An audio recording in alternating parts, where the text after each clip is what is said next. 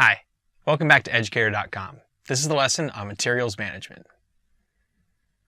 Alright, so the importance of resources in terms of the materials we get from the earth and what we do with them. When it comes to materials or resources, there's renewables and non-renewables. And so this can be a very big topic in terms of thinking about air and soil and water. And it can be more specific in terms of specific kinds of minerals. But as we discussed in previous lessons, renewables would include things like some sources of groundwater and surface water, plants and animals. They are renewable. You know, plants can make more plants, animals can make more animals, and that's like biofuel, for instance, like using wood that is renewable. Air is a renewable resource. The air is not going away, even though over time we are polluting the air.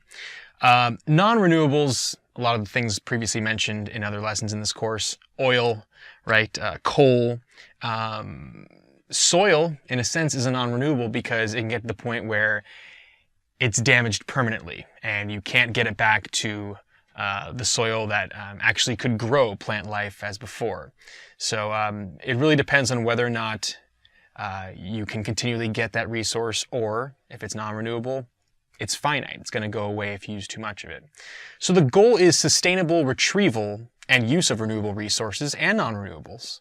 And some ways to do that are: number one, eliminate subsidies for extracting virgin materials.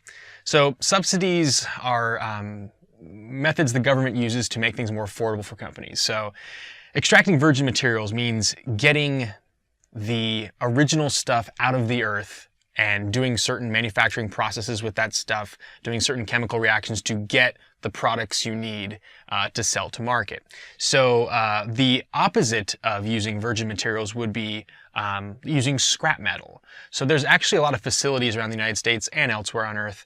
Instead of making steel from straight up iron ore that they got right out of the earth and doing things with that, you can actually get used steel from all these, demolished buildings, demolished structures, and you can melt that down and remake the steel that you want to sell back to people. So that's great. You're using non-virgin materials, used materials.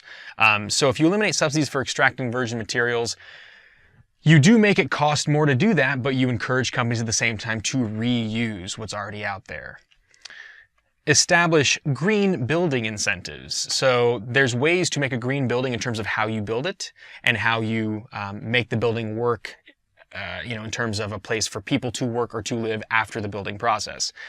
So a green building would have hopefully close to no carbon footprint, meaning in terms of raw materials used, in terms of pollution that was made to create these pieces for the building. Hopefully that would be much, much, much lower. And then there are green buildings that exist today in terms of the way that the building uses their water, the way that they actually cool the building has very low carbon footprint. They're actually not using a lot of fossil fuels to do that. So if you make incentives for building these green buildings, more of them will pop up and it will benefit everybody in the long run. Provide financial incentives for sound or reliable good industrial practices and punishments for irresponsible ones. That already happens a bit in the United States. It seems like there's more and more public support. Of course, people who work in those industries typically don't like government regulations because sometimes it costs more to do certain things, but the government is doing that for the good of everyone, theoretically. So sound industrial practices in terms of not polluting too much, not overusing materials that are in high demand and short supply. Punishments for irresponsible ones, yeah. Usually those are financial punishments. They don't get the tax break. And then finally, provide more incentives for people and companies to develop programs targeted at reusing waste for other use and recycling. That makes sense. If you actually make it a situation where for people to recycle from their own home, for that not to cost anything, but to charge people based on the total amount of refuse, solid waste, trash that they dispose of, you would create an incentive to recycle, big time. Because people don't want to pay money, they want to do it for free. So if you set up a program around a city where no charge for recycling your plastics and your paper and, disposing of that in particular containers on the street. But yeah, then if you then charge them for what they're not recycling, you create an incentive.